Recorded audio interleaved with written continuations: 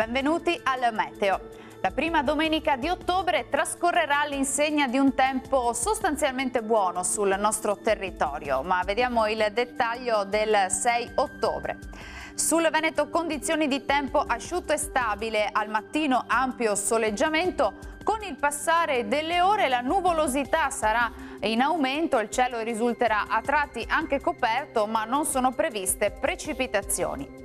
Temperature in ulteriore diminuzione, minime tra 8 e 14 gradi, massime tra i 14 e i 17 gradi.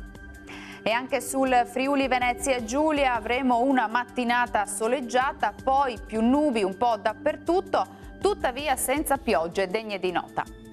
Temperature in lieve calo, minime tra 9 e 14 gradi, massime oscillanti invece tra i 17 e i 18 gradi. Ci spostiamo infine sul Trentino Alto Adige, dove la prima parte della giornata sarà con il sole, poi cielo via via più nuvoloso, anche con qualche temporale sui settori settentrionali, vedete. Temperature minime sui 10 gradi, massime sui 19 gradi. Dal Meteo di Antenna 3 per ora è tutto, vi do appuntamento al prossimo aggiornamento. Arrivederci.